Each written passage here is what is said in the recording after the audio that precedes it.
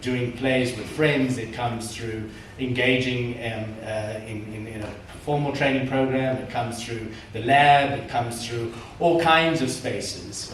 And it sometimes comes from things, if you're a writer, sometimes it comes from reading and fascination. I mean, Fugard never went to university. I don't believe. Can I give you a quick one? Lady Corner, drop out. Ethel Fugard, drop out.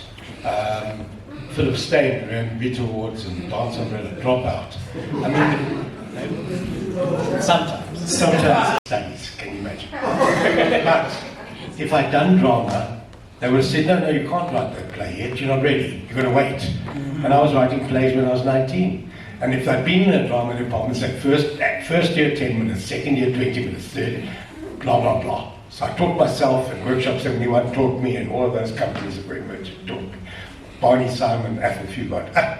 So there's ways that emerged in that company. So when I arrived in the market, I was committed to embracing those principles and pushing them further. The first one is critically reflecting South African society, which is code for what a mess we're in, what do we have to say about it? And that goes for both, the period up to the end of apartheid, and then, the new period wasn't exactly brilliant, and that even allowed us to make a play called Love, Crime in Johannesburg. That was the first principle. The second principle was theatre for the majority, which is again code of a certain kind. It's not black theatre, it's not white theatre, it's for the majority. Means that we are committed to non-racialism. It's the Interconstitution, was certainly embedded in Junction Avenue completely. The third principle is history from below, which is we have to tell stories of the majority according to the hidden history of this country that people don't want to see. People in power don't want to see, and that goes for today still. The second, many others, but dedicated to imperfection, because if you try and find perfect plays, you never will. And I had a whole long list of these. I won the job by actually preparing. Apparently not many others prepared. And some of my list said, Barney Simon's famous phrase, the right to fail. So I said, yes, the right to fail, but the need to succeed. Because money and income and full houses is what we need. When they started the market, they were always saying, oh, well, we don't need full houses, we just need people who love the theatre. Well, now we need people who love the theatre and need full houses, eh, Greg? There's so many principles, and we slowly try to put them in place. And one of the other principles is consistency. If the market theatre is branded as the market, it has to play at the same time every week. And when I arrived at the market, they were closing 3 shows out of 6 because there were no audience. And I thought, what a terrifying thing, because how does anybody know if they can come in or not? So I was rather cunning, so I said, okay, social responsibility, of course. People who want to see theatre but can't afford it, 30 people a night came in free to every show, so we never had to close. Right, Lusanda? Yeah, okay. I could go on all day. But no, thank you. Yeah, when you talk about preparation, I also very much prepared for the interview, and I was so nervous. There was like a puddle of water around me during the interview, because you was just understanding the symbolism of the space and how massive it is, and how the market has really gifted the world with a South African narrative. And when you come in, there is a question that you have to, it starts with one of my favorite English words is humility. And I find in humility, then you don't have emotion. When you get into a space and you're not emotional about it, you get to understand what is it about that space that needs preservation. That the audiences that have been going to that space, or a certain constituency that has been going to that space, is used to. So if it was a coin, it would be preservation this side, and the other side of the coin would be new bravery. And for me, I was very much fascinated by the total metamorphosis of this country that happened in 1994. And having grown up in South Africa, you walk around the streets, you're hearing different languages, different lyrics, and the idea of how do we bring people to the theatre to feast on the bounty of who they are.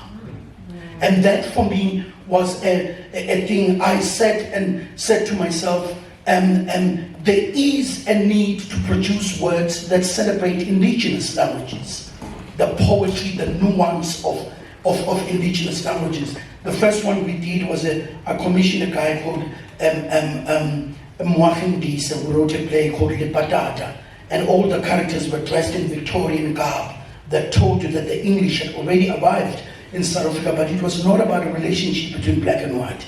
It was a love story. The other one, that engine who was sitting there called Momo directed a piece called Tao. And what I loved about it was the first piece that tackled the LGBTQ plus, I forget the other one. That was in one of our languages. The play was told in Sesotho with this beautiful polarity of a boy going there with trepidation and the other one going there and with excitement. When they get there, they meet. And so there was a need to say, as Malcom is talking about, that it's not in a pigeonhole of his web of people who look like what, but it is that beautiful thing that we've all learned, those two beautiful English words, what if? It's just to say, what if, with the other stuff that has always been there, you put in something else that adds on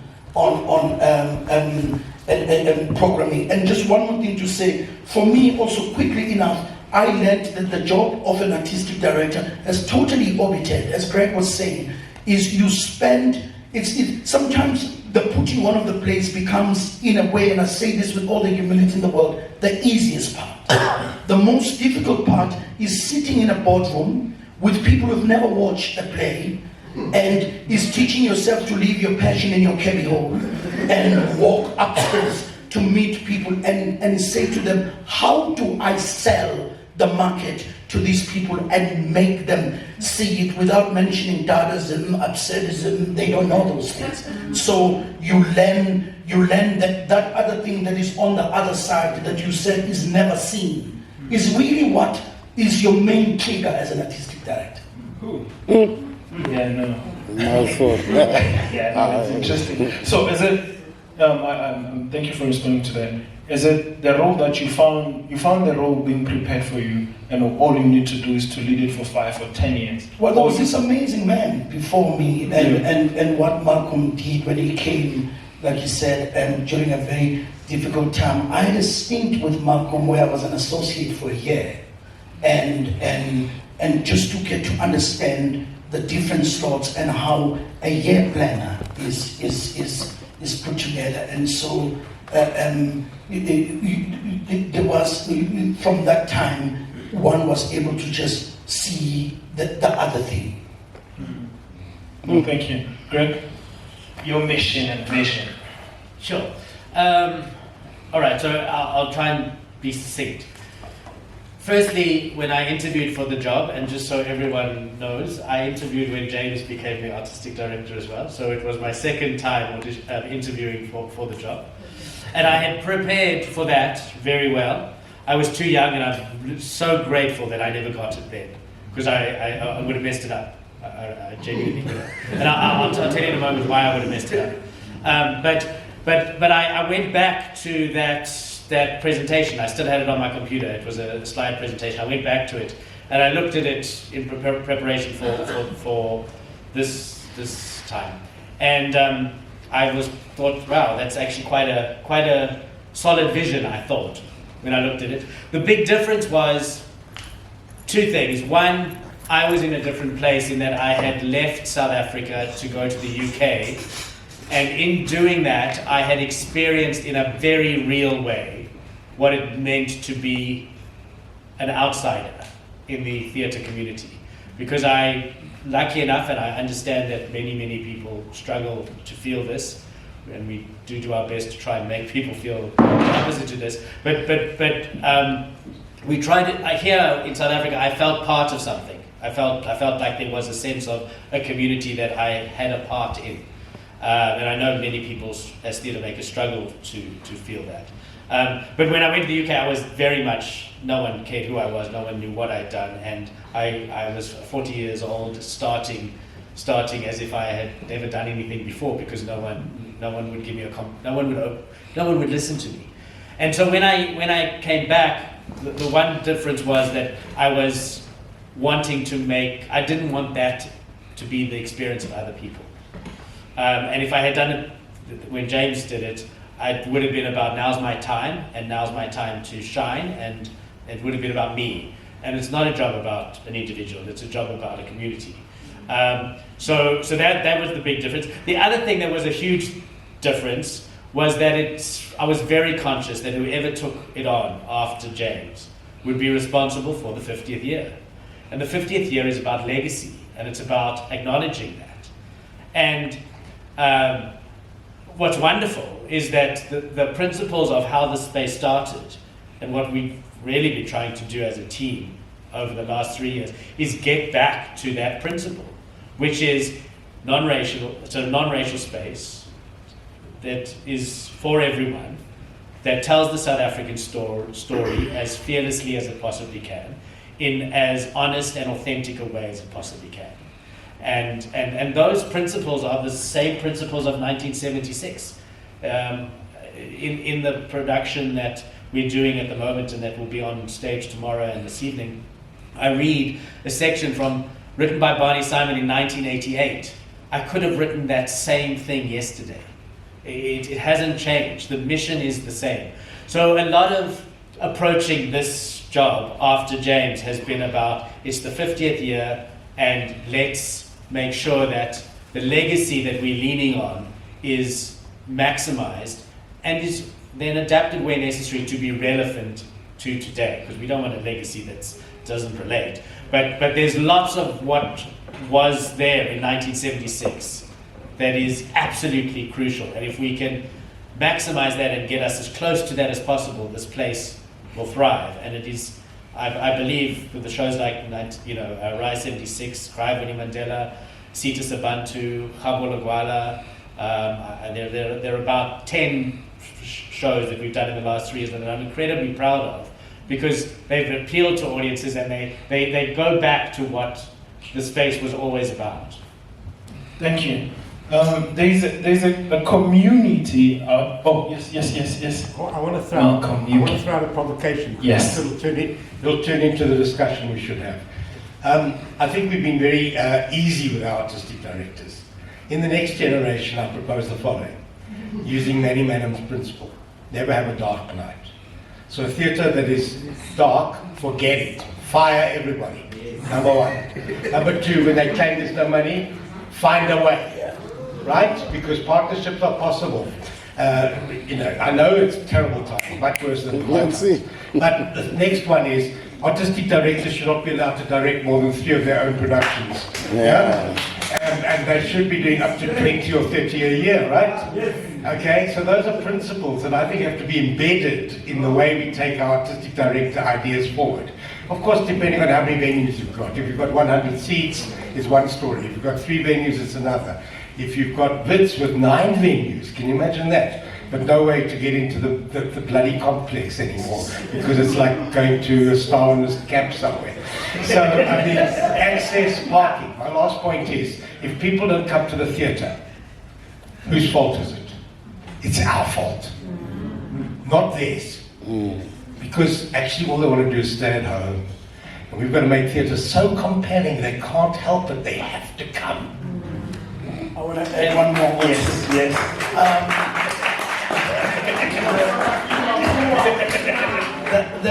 The other thing also. I think that was something to do with you, James.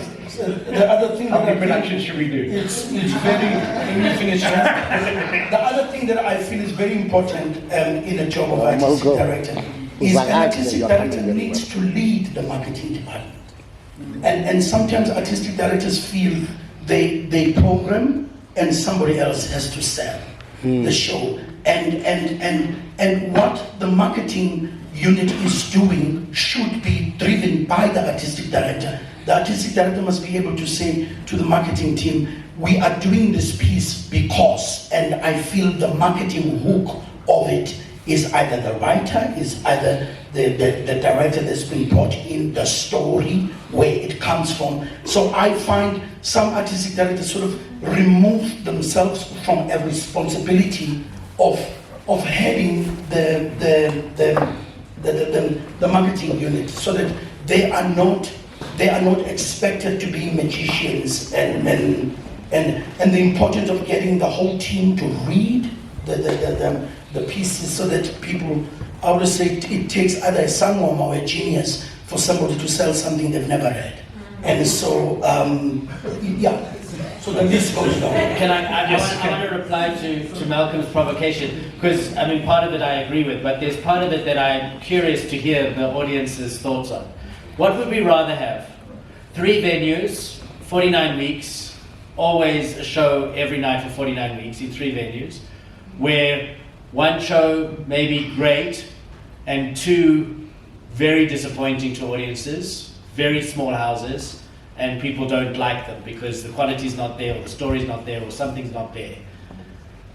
Or 1 show in a venue at all times for 49 weeks, but the quality is consistent. Not always brilliant, but always of interest, always having something that is palpable. What is better for us?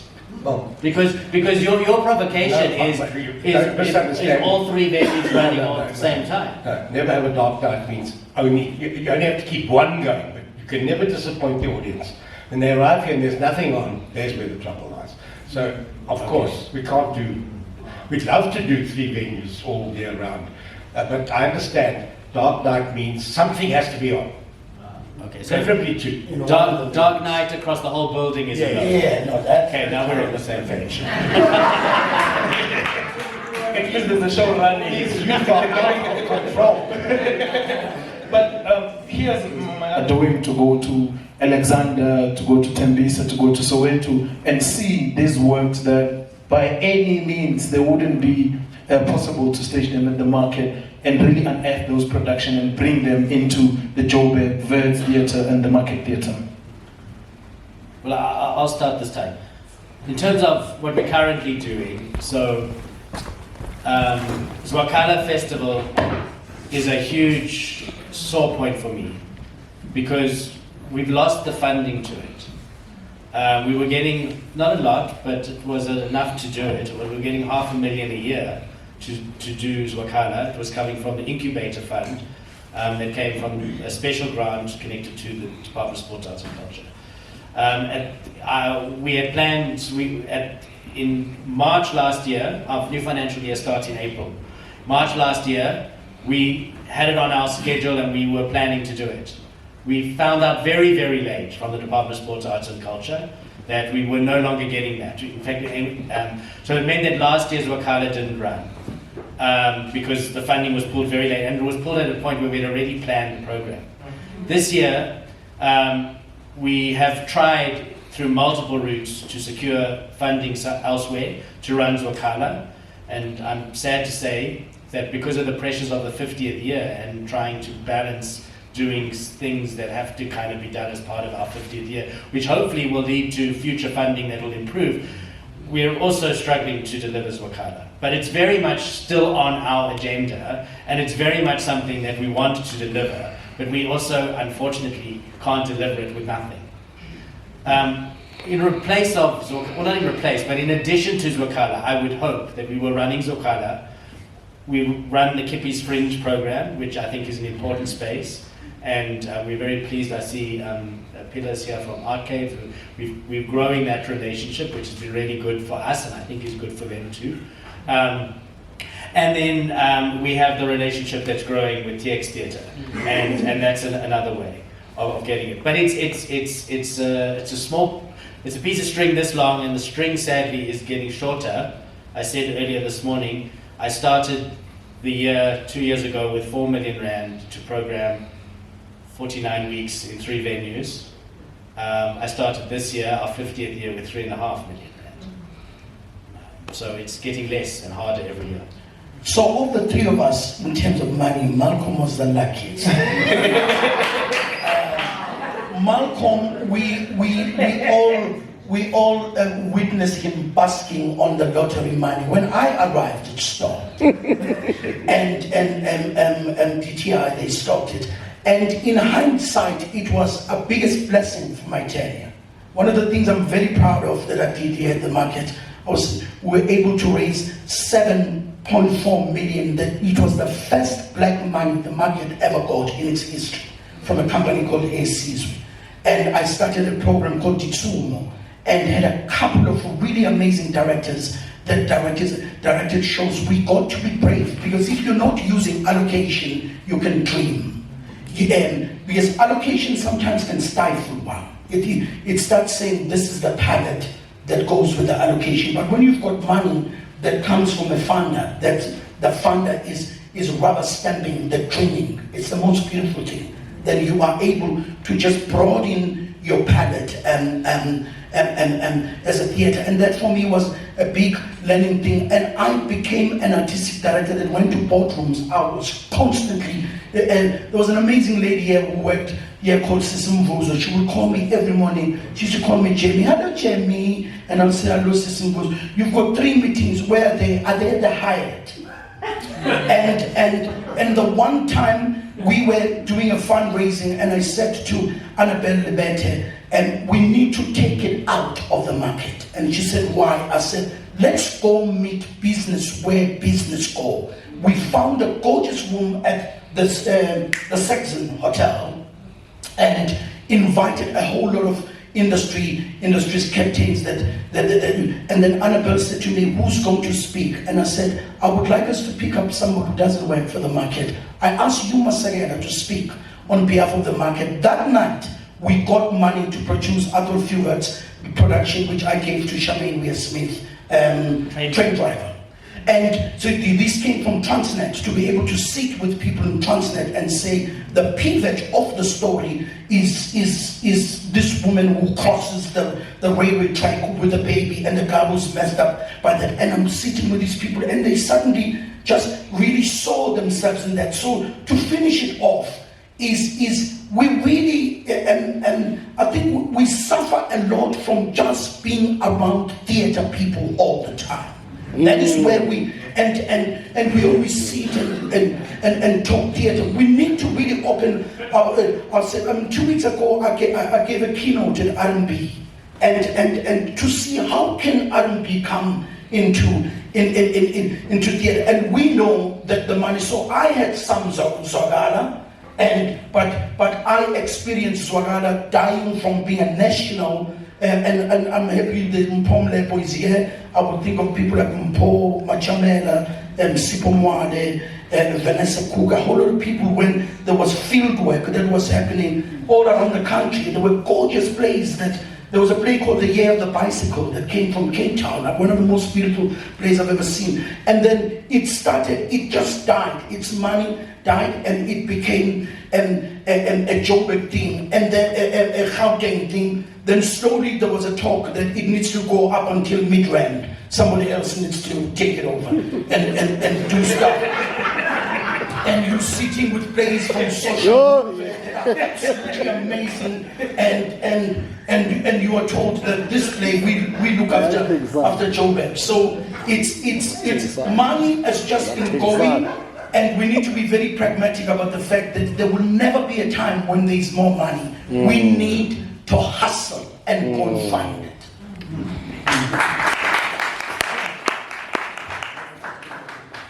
You want to go? Yeah, he's a Malcom, you have more money. Before we open for the audience to ask questions, that's beautiful. There's a work that exists outside of the market, the work that exists outside of Vert and the Joburg Theatre. That these people, they're continuously doing the work. What are these institutions doing to visit and find the works where the works are? You know, that was my question there. Yes, there were programs that were doing that and calling them here, but what are the institutions doing to leave the institutions and go find the works and bring them here? Like you spoke about plays in Cape Town that were amazing that came through the stages. What is the work that has been done to go out? Because there's no funding anymore to bring them in, but these works are existing on a day-to-day basis in different townships and cities around institutions. What is it that is happening from institutional point of view? Well, so we have various strategies. Obviously, festivals is one space where you can see a large collection of work in a short amount of time. But the work that goes to a lot of festivals is not necessarily always the work that you want to see, although some of it is there. I really think and I've told certain festivals that I think that this is important, is that they need to build into their budgets ways of getting where the money comes from. Like I'll make an example where I'm at now. There's a very big emphasis on Joburg work, and I couldn't go to Northwest to go and find something there. The main shareholder, the city of Joburg, looks at work that even with townships in Joburg, there's a township you mentioned and they'll say it's a whirling. It's not. And we are just about to, you read about it, to adopt a very, very lovely community center to be part of to work very strongly with the Joburg theatres, putting money in it. It's in Joburg. So you're guided by so many things, by also the need. There is a bigger focus, which is what I've learned now, of bottom line. There are productions that are done that must make money, because it's almost like you are in a whirlwind of that money that you have. You use a portion of it, it needs to go like that so that it goes to something else, because there isn't other money that is coming. So you learn to sit with the CFO and they say, here's the budget, how much of it you bring back? When do you break even? And you look at different scenarios of percentages, and you say, at this percentage, we like this. And so there is, because at the moment I work for theatres that don't report to the Department of Arts and Culture. They are the entities of the city of Joburg. The thinking is totally different. So, but this is about the market. When I was here, you learned very quickly to make something beautiful with nothing. There were things that we did here that looked like 2.9 million, and Zodwa, all she had was 220,000. You call people. If I'd asked the market to reimburse me, I took people for lunches, and then people will say, people say, I'll do it for you. And the money is really not there, but you commit to making something, sit with the designer, and they break their back to give you a poetic space that is absolutely beautiful, that you can transform as a director and do things and it for nothing. So you get, it's sad that money is dying, but there is, don't know that one is marveling at it, but we learn to make magic with the little that we have. And I mean, I know I was here at the market. The market, I don't know now, has always, of all the institutions, got the least money. And the theatres that are dark, as Malcom was talking, that it used to baffle the mind that they get more money than the market. In one financial year, you will do more plays than all three of them put together, and they get more money. And you just think, who slices the pie? Let's slice the pie. Let's open it up if you have any questions in that order. Vos, Mahlatsi, Bramposa, and the one at the end, then we'll close with Masai, in that order. Ne? Who slices the pie? Brampo. My name is Mpa. I have maybe 2 questions. And I know I'll be asking these questions from a point of privilege. And when I say privilege, is because I grew up here. So my first directorial work I was given by Malcom. But before Malcom, there was an opportunity created for us as young township theatre practitioners by Barney Simon, that every year he will, through the fieldwork program, get community leaders from various townships and takes us on a 5-day workshop, which he will run himself, just to empower us as directors. And that led to Zwagala. And at one point, when I was employed here over the years, we managed to bring about 10 productions from SADC, which we had found. That one of the things that post-colonial setup is that Market Theatre was looked at as the Hollywood of Africa, in terms of its independence and the kind of work that it created. And I'm happy that the two gentlemen that are here as artistic directors, I was fortunate to be the last person in the interviews with them in the final selection of them. You are next. And that's why I'm talking about the There's point. one person in the room who was also in those interviews. Okay. In the final ones. The final ones. Yes. So that's why I'm talking from a point of privilege, because there was a lot that I feel the market was able to do before the market was declared a cultural institution, even if it didn't have state money. I know the years Malcom is referring to, that I was once in his panel as an advisory, artistic, what for a short time. At that time, I could understand that there was no money at all, and I know African Bank came in. This was once African Bank Market Theatre, blah, blah, blah, blah, blah. So my first question is, to the three gentlemen, honestly, deep in your heart, if you look at the history of the market and the kind of work that it has done, don't you think that it's celebrating this 50th at its lowest? That's the first one. Can I answer that quickly? The second one, okay? I mean, I think that under Greg's leadership, the Market Theatre is flourishing. The work that's happening here is extraordinary. The plays that he mentioned are extraordinary. And it's in the same tradition as the history of the theatre. It's just understanding that we're in new social times, and the work is reflecting back those times. So we're lowest in terms of money, in terms of culture, in terms of politics, in terms of presentation. Which kind of lowest? I think the lowest that I'm referring to is in terms of the mammoth and the kind of work that the market did when it was not under government. That with all the strategic partnerships that the theatre will do, it was able to produce quite a lot of work, even into Africa itself. So, And that includes the 9 provinces. As that was one of the favorite things that Barney really liked with the establishment of the lab and the Community Arts Festival and all of that.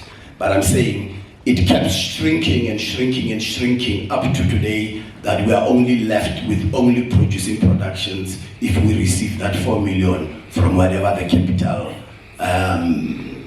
money you receive from the state.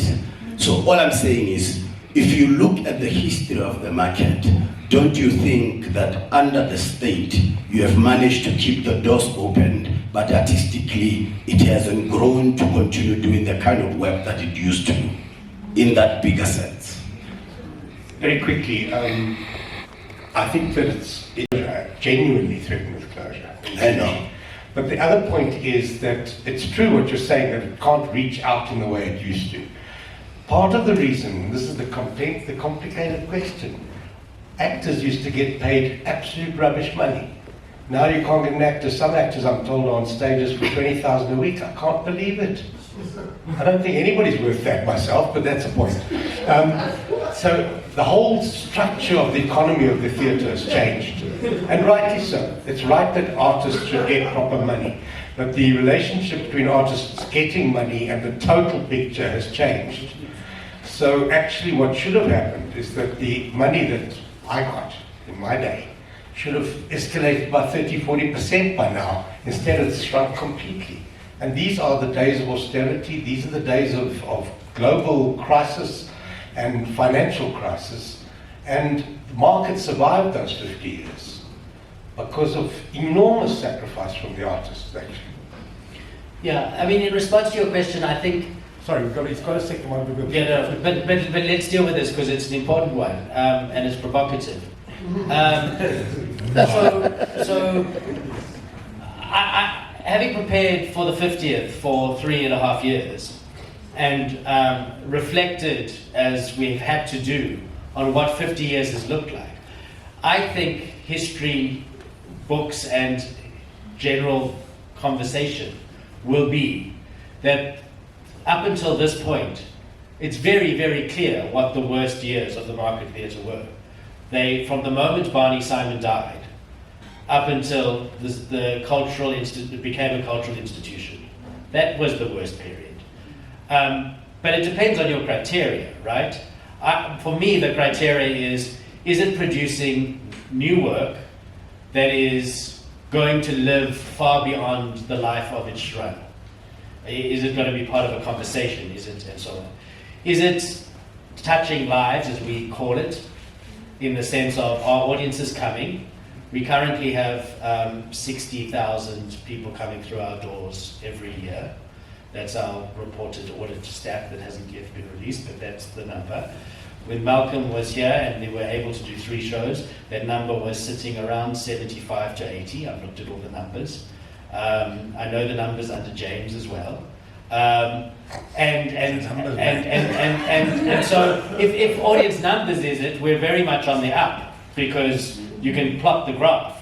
So if audience numbers are what you're looking at, if box office is what you're looking at, the moment I was given a task of 2.5 million a year from box office, gross box office, to come in.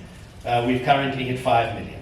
So in 3 years we've gone from a target of 2.5 to a 5 million target.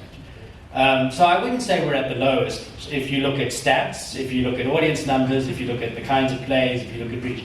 If your criteria is how many community theatres are we reaching and projects are we reaching, then it's a very, very bad time for us. But we are trying to engage and grow partnerships with TX Theatre and Tembisa. We are trying to return Zwakala. We are trying to create access within the means that we have. Okay. Last one. The last one is, do you, as artistic directors, when you came in your understanding of how the vision, the market came in during apartheid and all of that, do you think the market as a concept survived on confrontational or celebration and submissiveness? Well, the market didn't always. I stand up.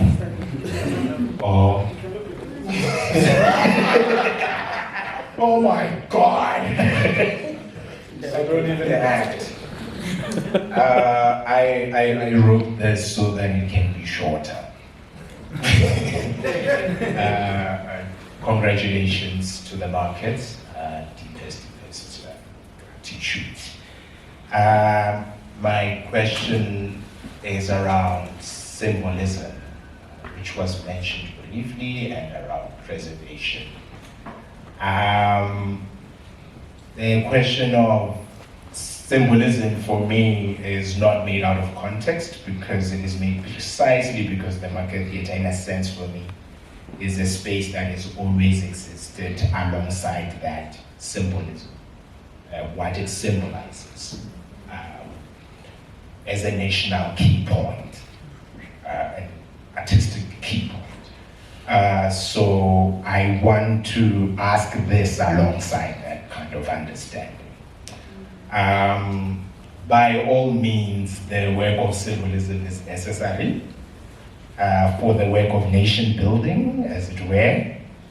What I'm trying to say is that symbolism that is created outside of a nostalgia that doesn't stand on anything, it is mere memory.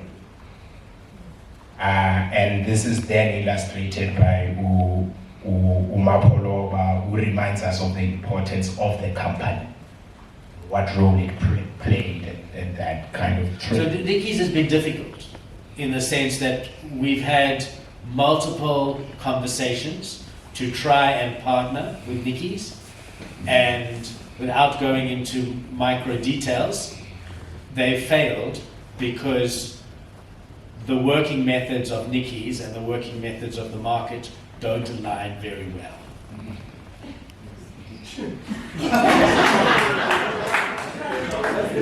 Nice one, Makati. So when I was here, I went to Art Club, and I saw a beautiful production directed by Nara Foot with Sandra Prinsloo called Ngcobo.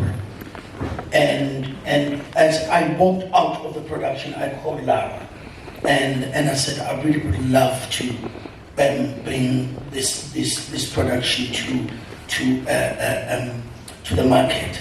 And I stand to be corrected. Somebody can look at statistics. But when I was artistic director here, I produced what was one of the first Afrikaans plays in more than 20 years, and that play was As the Brook Pass, directed by the genius director Martinez Besson with Antoinette Kellerman. I remember somebody saying, "Why are you doing Afrikaans theatre?" I said, "Well, unless I missed a memo, the last I checked, it was one of the 11 languages. But we brought it here. It played to 62% capacity. Please check it." It opened a door to another palette at the market. So we brought it here, and I approached the Joburg Theatre to get it there. It sold out at Roodepoort Theatre whilst it was still on at the market because of that distance. Whilst I was still here, I watched a beautiful play by Vice Monaghan called The Red on the Rainbow. I saw it at the Soweto Theatre. And that's just answering that play. I think in the last maybe 6 years, Vice enjoyed a very rare thing. It did State Theatre, it did the Market, it did Soweto Theatre, it went to Moahi at the Northern Cape Theatre, it went to Artscape. I mean, not Pakos. So it was, you got a sense of it as a production traveling. And you're talking about us collaborating. Before I left, one of the last things I commissioned was Greg with an UNESCO piece that he adapted. I did the 40 and the 45 years of the market. I started with Malcom. I gave him a play called Rose that he directed, Camilla Waldman, and in it. And so one looks for what is it that can move from here to Joburg Theatre, and who are those people that have not seen it that you think you are going to bring to it. One more thing I want to say that I want to bring into this. For 4 years, I also artistic directed Arts Alive for the city of Joburg. And our consortium that did Arts Alive, we did something that was very rare. We got the money, it was 13 million every year. We created the biggest visibility of theatre that compared to other consortiums. And you directed here, Danny Venturas, you were in Sputas Bohori. We took that money and just curated theatre everywhere. I went to Daphne, and and I'm very big on things that I feel speak to the people who are there. And I think it's a phenomenon that you find all around the world. You would know London very well. There are things that used to happen at the Tricycle during the Nick Kent days, the Kiln now, that maybe at Stratford East, maybe it's something else at the Royal Court. It's something else. I sit now, I program 10 venues. We were almost like the National Theatre.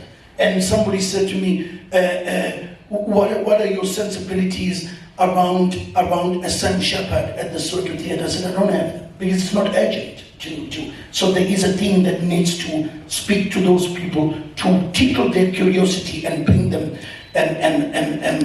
to the theatre. So one more thing to say is that when maybe one can look on something that was at the market, produced by the market, and go back to what if this thing went to the Gibson Cantor Theatre? Who watches it there?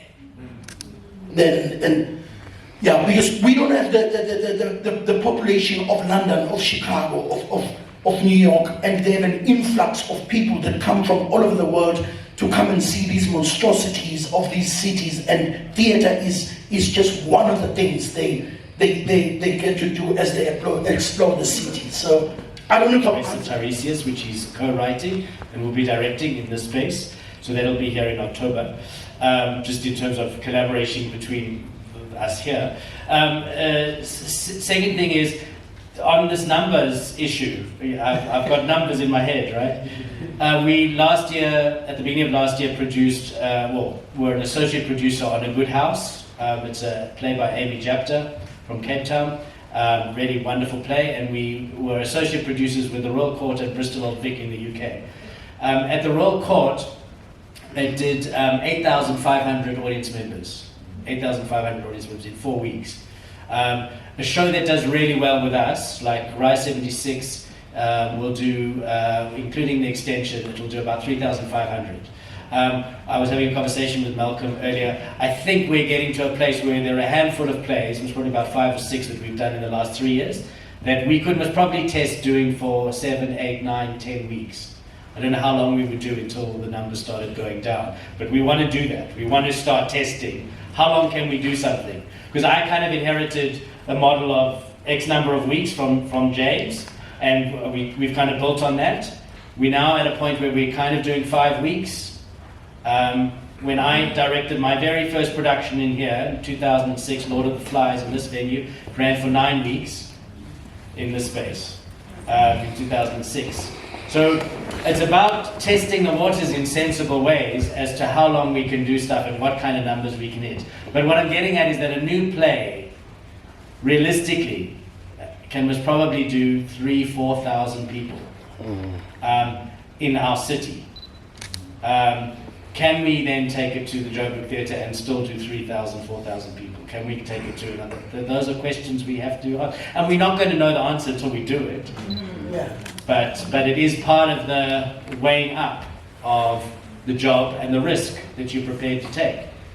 I mean, it was amazing, Greg, when you, and the cry for Winnie, it's, I would think maybe in the last 15 years, is one play that just kept coming back and back with the numbers. I still have a diaphragm, can you hear me? And it was beautiful to see a play coming back at the market and generating audiences and bringing in new curiosities and new people coming to see the work. And so you're right. You try. It's a big laboratory. You try something to see. I mean, I don't know that time. The first time I interacted with Malcolm's plays was as a young actor. I was in a play called The Fantastical History of a Useless Man. There were no black people in it. There were no black actors in it. But we had a genius director who found a way to put me and Lindelani in this play. We sold ice cream to white people. We were the total periphery of the life that was there. And there's an audience we brought. Full houses. Yeah, that's where I'm going. Yeah. There's an audience that Lindelani and I brought to Fantastical History of a Useless Man that I believe it was done as just a white cast. We brought another curiosity. So it's the word brave is very important, and the big thing that we deal with, the symbolism that gets affected by time, the time we live in, it needs to evolve. And then at the same time also, I used to say when I was here, entertainment is not a swear word at the market. Because sometimes you want an audience to walk in and not ask of them to think. And then in that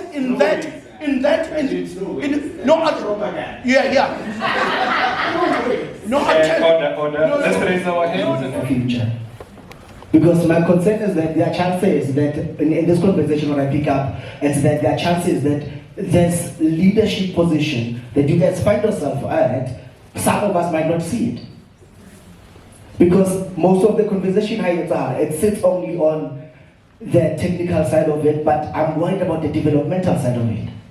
How are you making sure or grooming me as Mwekezi to see myself as an artistic director in the future? How are you bringing that vision or that dream in me? Right? And I had a problem with one thing that you guys said. And you made an example, Malcom, about someone, Mwekezi, did drop out, whosoever drop out. Sure, fair enough. But my issue is, in your time, that worked. But in now, does that still work? Two, once an application comes out for a certain position, there's a certain qualification that's needed. So what are we saying to our industry? What are we saying to an upcoming practitioner, then it's only fine for you to practice. Keep on practicing, it's fine. But when this post coming in, they need a certain qualification. So how do we bridge the gap between the two? So that artists can be able to stand beyond their practice itself. Because things have changed. We no longer have all of those practicing companies. We no longer have those community theater where you guys kept on practicing and doing most of the time. And you spoke about the experience. Yes, well done. Congratulations on the experience. But you gained the experience because of practice. Now, if we don't get access to spaces because of numbers, how are we progressing? Thank you. Masai, close it and then let's respond to the questions. Oh, you forgot your question, it's fine. We are out of time, it's okay. If you forgot your question, it's fine. No, it's okay. Okay, sure. It's alright. You sure you want us to move on? No. Okay, actually. Speak. Yeah, okay. Sure. My name is Mxolisi Masilela, and oftentimes, like in this room, I always find myself surrounded by people that usually do three of these things: either they write, they perform, or they direct. And I think also the panel, there's writers and there's the directors and also actors as well. I seldom find myself surrounded by other very key part of the production making, which is something that I studied and I have a degree in, which is set design. And I find that it's almost that as soon as whether you studied for it is something that you have interest in, there seem to be no interest by this institution to absorb this talent. And they always leave this in the hands of a director. Really, because if you're a director, you're somehow a producer of your own show. So they leave that part, that responsibility into the hands of the director. So when the directors are in the rooms of meetings or when they're having these conversations about the budget of their shows, they never really consider set design. And when they approach us, we give them the actual fees of how much these things cost, and they never really factor them in. And so I'm wondering if is this like a thing that the theaters have completely neglected, or should there be some type of responsibility for wannabe set designers to be absorbed by these institutions, either through workshops, either through internships? I don't know how, but we seem to be completely neglected, and the only people that seem to be approaching us is young directors, and they always approach us with a budget only for directing, acting, and makeup is way out. Nobody even talks about makeup anymore, so that is completely outside. Nobody talks about makeup. Costume, you have to always go to you cannot design a costume. That is really a thing. But these are skills and talents that we have, and these productions, also the quality that they have. You can tell that they lack something, but you can't pinpoint. I can pinpoint because I have a degree in it. I'm like, this thing lacks this specific thing. Could have been brilliant, but this was grossly neglected. So is there some responsibility that you guys have to absorb talents like me, or is it only the responsibility of the director, which they also, because you guys don't put it on the table, they never really factor it in their budget forms? I, for example, never really thought much about soundscapes, but then others, it's become fundamental to their work. So, guess you have to fight your corner, but budget is shocking. So, a couple of observations. Nigeria built a national theatre. It's closed. I think Ghana, not sure Ghana, but It's still there. is it closed? Yeah, no, it's still there. Still there. But there are others that have built national theatres and they're closed. And so we have to watch out. We have to protect ourselves from those tendencies. We are the only activists that can make it happen. It's a contentious point, but for Junction Avenue Theatre Company from 1976 to 86, no one earned a cent. 10 years of making without money. Everybody had to work. Ramulan in the library, me teaching, etc., etc., etc. So when artists are now asking for real money, it's really complicated. It's just a provocation, but we have to rethink how the whole package works. When I was working in one of our partners at the theatre when I was here was UK, was in Newcastle, and they were called Live Theatre. They had many shared ideas, new writing, etc., etc. I think we've all been there, all of us. They were deeply upset with me because when I started talking about plays, all I wanted to talk about was London. oh, when I get to you guys, well, we go to London. And they said, you know, what are you trying to do? You're trying to damage the region. So I think we have to think fresh about what our regions are and how they work. The last point to make is that tours triple the price of productions. And so tours, although we tried to think about national tours for productions, following the principle of mani management, extend the life of the work. They really have become impossible. So there was talk of setting up special touring funds and so on. There may be a way when someone does a play at the market, there's a sort of almost like a containment that, let's say the Trial of Winnie Mandela is done here only, and then the producer, or the director rather, in this case, goes off to another centre and does their version there. And that's how you get the plays around. But at the moment, the idea of touring, you can hardly sustain them here. I pushed seasons to 6 weeks, and that was the least I wanted. Now, if you get 2 weeks, 3 weeks, Four, 5. yeah, but I mean, you know, we're still thinking only in bits and pieces. It's become a really different place, and we have to just accept that and deal with it. Not accept it, actually, deal with it. So shall we have Helen Ziller as mayor of the city? Are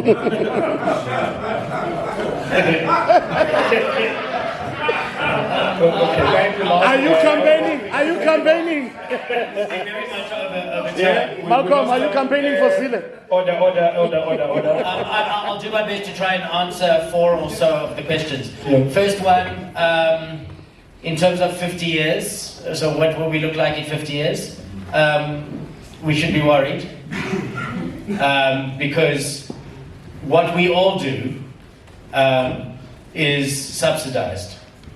It's always been subsidized from the day it opened. It's just the varying degrees of subsidy.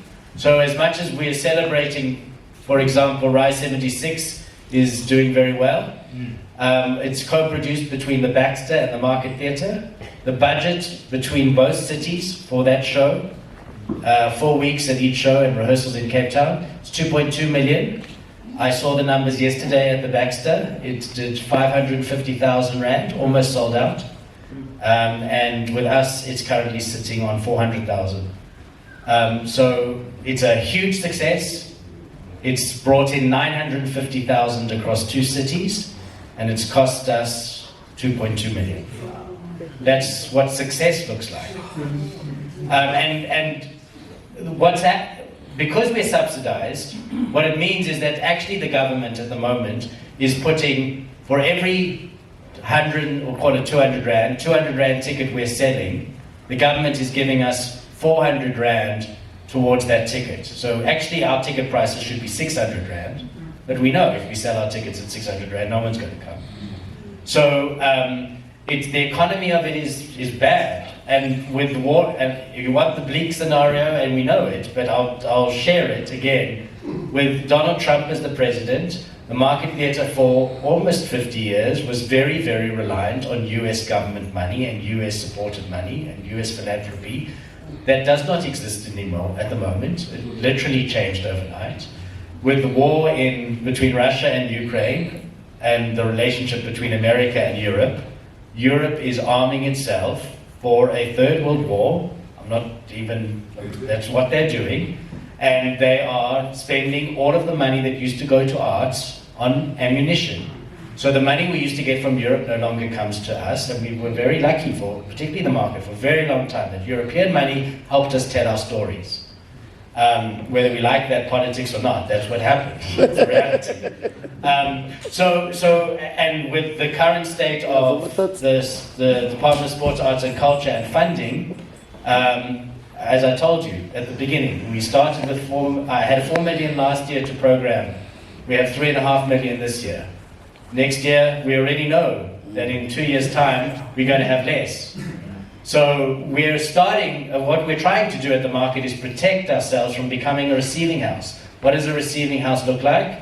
Well, we've got some examples in the country. You look at them. Tell me if that's what you want. All right. So it's bleak, and I don't know whether we can last 50 years because something has to change. I'll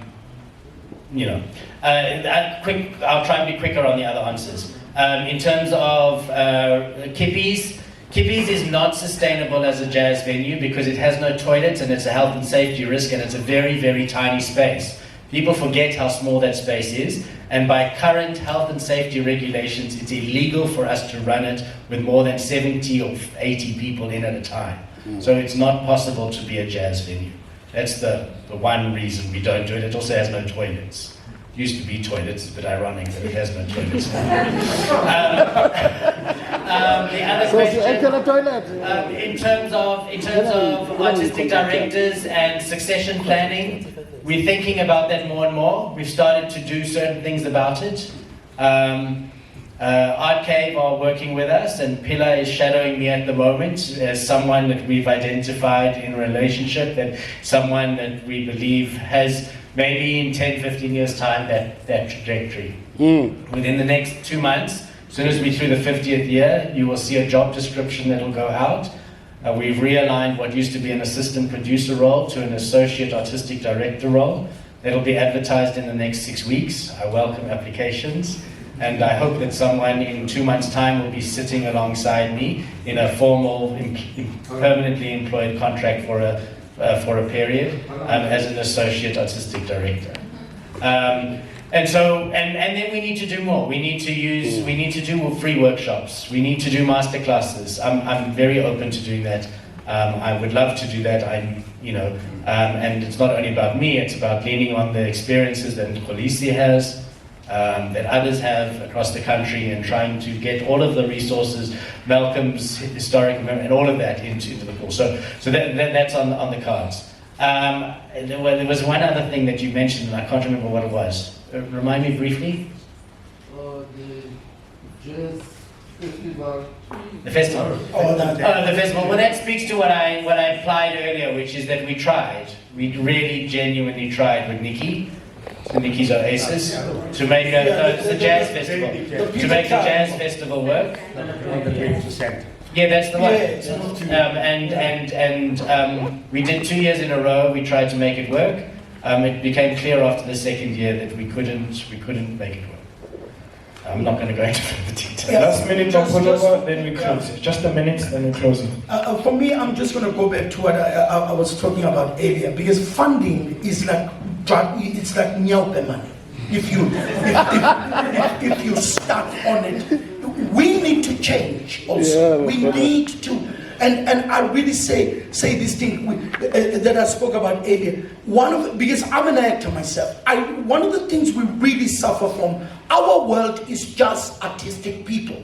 We don't have people around us who are not in the arts.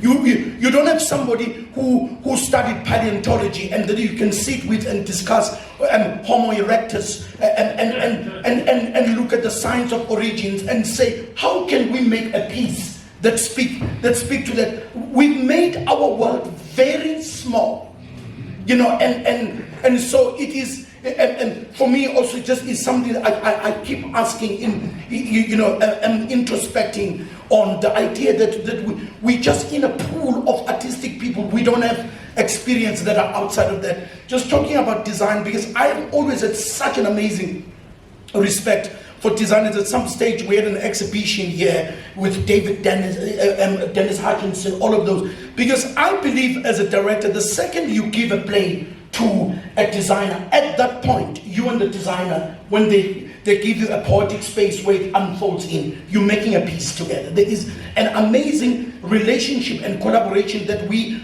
don't speak about in this country. That the efficacy of a designer to a story. But also, just one more thing to say, to look at how, I love what Greg said, they tried. When the jazz moved to Sentin, I immediately started a thing called Jazzy July and looked at the recipients of the Standard Bank jazz every year and get them and pair them. People like Billy Monana started here and pair them with other and entertain. So that's what I was talking about, Makati, not in a way that when I say audiences come to not think, to just sit and close their eyes and listen to somebody attempting to replay a piano. It's a story that is received differently. But our challenge is that we need to be diverse. Greg will know that even theatres that the Royal Court, they're theatres that never did, they were stuck in one thing. They are changing because the audience is changing. And there are things, we were talking about set works. All of us do set works for high schools. Nobody does set works for primary schools. And even that, we are stuck in a formula that this is what, and it's a small pool, we're all fighting over it, and yet there is the other business model that we are not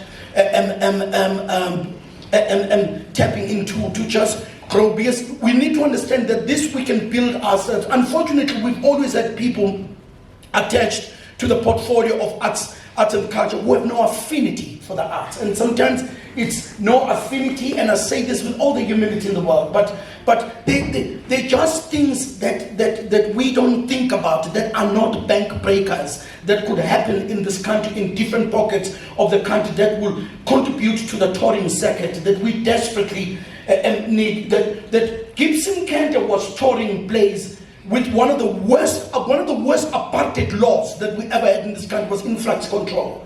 And how he was able to tour plays baffles my mind at that time. So we've got him hanging on us, just challenging as to what can we do to find ways to tour, I guess. Yeah, 1 minute, very quickly, sorry. Design. Half a minute. Design, we did a call out last year for designers. We got 7 people responded. We've worked with 3 of them. And in terms of budgets for design, we always read the script and set the allocation based on what the play needs. And I promise you, we're committed in this space, in these theatres, to making sure that the aesthetic of the production is right. And in terms of tours, last thing, last week we were in Norway. Next week we're in Italy with Under the Shade of a Tree I Sat and Wept. We're going to the National Arts Festival next week. We did Rise 76 at the Baxter a month ago. That's just some sampling of our national reach and international reach. Yeah, thank you. We are way over time, and I asked the question, and thank you for answering. And to the young artistic directors and artists, it is up to us to build the next century. They've tried. This is what they're giving us. We need to take it and build it to what it needs to be. Thank you so much. Thank you.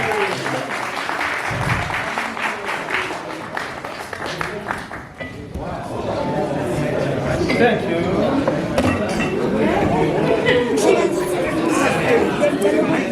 What you did for Saturday. No, the realness of the cinema, what the market